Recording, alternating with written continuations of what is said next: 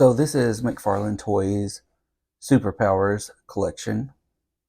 This is the figures I have found or pre-ordered up until this point. And for the most part, this has been a fun collection. Although February 2024, um, I feel a need to probably just say I'm not going to collect this line anymore. And there's lots of factors to it, but I want to give some positives in this video and talk about what I like and what part of this line is going to continue for me and what part isn't. So, um, some things that drew me in, I really didn't. I do have some like figures that from like the 80s and 90s that were fun that went along with these. Some actual original Superpowers figures that were fun that I thought matched up with these fine, nice and colorful. So when I first started seeing these on shelves in Walmart, the color, the pop of the packaging gets you instantly. And I was like, oh, that Batman's cool.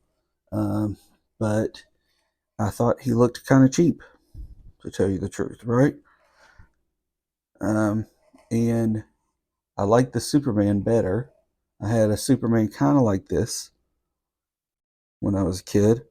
And I was like, well, I'm probably going to get that Superman. And then I was like, I do not have a Darkseid figure of any type. I was like, well, I need to get this Darkseid. So I was like, well, I'm going to get these two. So I might as well get the Batman. So then they came out with another wave. And that one was the one where I was like, okay, I'm going to get these because this Flash figure I thought was excellent. He had a great paint scheme. He was fun to move around. And I mean, he just works like a 5-point figure, basically, that includes bendy knees. It's just such a fun figure. And I was like, okay, well, I'm definitely going to try to get the Justice League. Then they had a Deathstroke figure, and I was like, well, I mean, you got to have Deathstroke, and you got to have Nightwing, and it just kind of spiraled from there. I like the Wonder Woman. I got rid of her red cape and added in a lasso from another figure. But overall, the line was shaping up. In the meantime, there was a lot of re-releases and some odd things started happening. You got the Batman Who Laughs, which is fun, but not interesting when it comes to this line. I got on board with the Peacemaker pre-order. I was like, oh, that'll be a fun add to the collection. And the thing is, this is a Peacemaker set, and Judo Master is a lot of fun. Vigilante's awesome, and Peacemaker looks stupid, and he just doesn't go with the rest of the gang here. And then Thomas Wayne came out, and I was like, well, this is pretty good. The cape's better. He doesn't have guns. His face looks good, but then it's like, okay, well, who does. The line just started not making any sense to me. However, the big shining moment of all of this, figure wise, was this Batman. If you had any superpowers as a kid, you know that they really nailed it with this Detective Batman. He's pretty awesome, and I mean it was worth everything else to get this one. So he goes perfectly, say, with my Robin from Toy Biz. Now they do have this Robin in the line, this Tim Drake, and he's fine, but I still like my big hair, yellow cape Robin from Batman Returns toy line. I think he works. On to the more frustrating parts of this toy line. They released a Black Manta, which if you're looking at this line and you're looking at it for the first time of what I own of it altogether, you may see a glaring problem. Where are the villains, right? There are a few. You've got Deathstroke, Darkseid, Judo Master, and where's everybody else? Everybody else is a hero or a repaint of a hero. Like you got word of Black Manta. Okay, well, he's coming out, but he's going to be in Walmart only. That was a year ago. I've still never seen a Black Manta on the shelf. They've decided to release Reverse Flash as a store exclusive. That's a villain. Never seen him in stores. That was kind of like the final straw. I'm like, I cannot get a hold of any of the villains. And not only that, this may be petty, but I'm going to say it anyway. Aside from this guy and whatever you're calling him, there's no Joker in this line. It just seems odd. I don't know. Where's Lex Luthor? You got to have Sinestro if you're going to have Green Lantern. You've got to have Black Manta if you're going to have Aquaman. Nightwing has Deathstroke at least. You got to have Reverse Flash if you're going to have Flash. You know, on and on and on. So you got to have these counterpoint villains, and they're just. I mean, Peacemaker's the only guy who can get in a battle at this point that makes sense almost.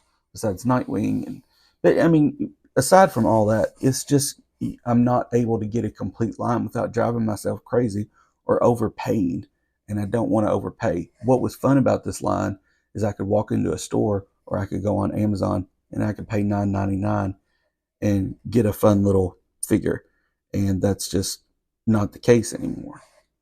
So with all that being said, I'm going to try to grab Hal Jordan to beef out my Justice League the way I want it to be, and I'm going to move on from it, as sad as that is to say. But the space is running low anyway. Even if I don't get a Hal Jordan, I've got John Stewart, and he's awesome. So that's enough of me complaining. So I kind of did this in reverse. I talked about the main things I didn't like, so that I could talk about the things I do like. And that is the vehicles. That's something that they have done extremely well in this line.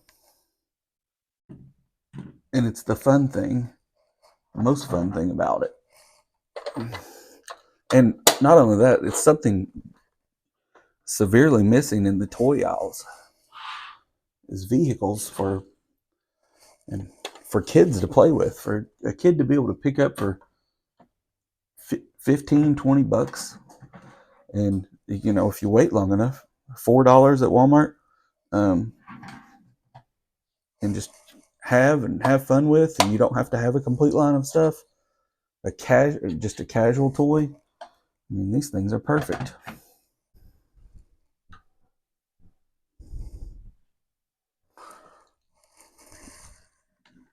But yeah, these vehicles are so much fun, and I mean, they're not like well sculpted or anything like that, but that's not the point of it. It's the play factor.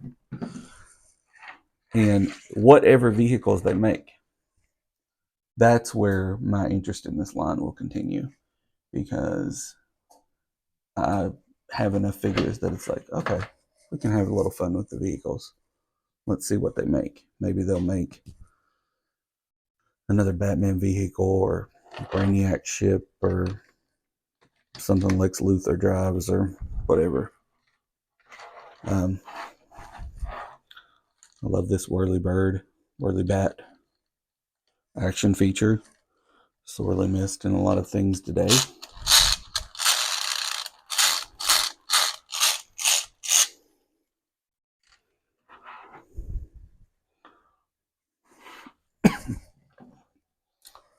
Batwing, pop-up canopy, fold-up wings, and hang on, let me put some money in it just to make it fun. Nightwing wants to drive.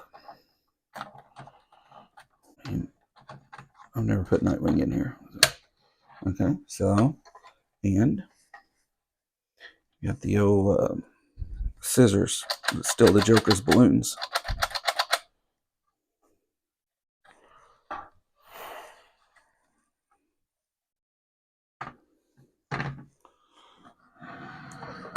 Supermobile.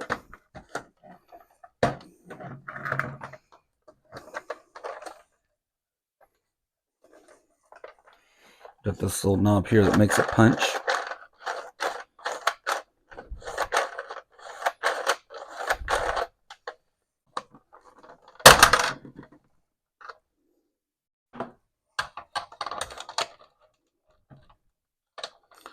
Should be able to put somebody in there for transport, right? A fun feature.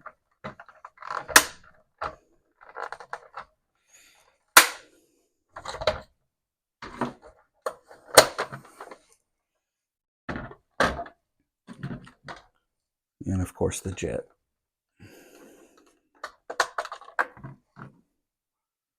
I think the jet's pretty much perfect. This and the Whirlybird are pretty much perfect. They needed that second wave to get things just right. Sometimes you gotta squeeze their legs to get them down in there.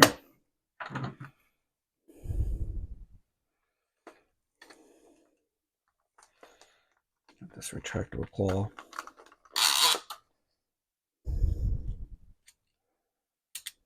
Grab onto somebody.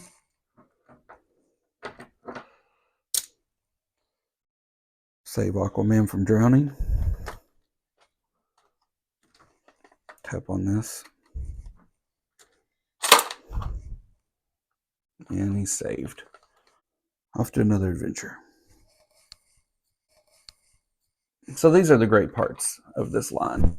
The vehicles. I just don't think I can suffer through the tracking down of figures anymore because it's just driving me insane. Let me know in the comments if you feel the same way.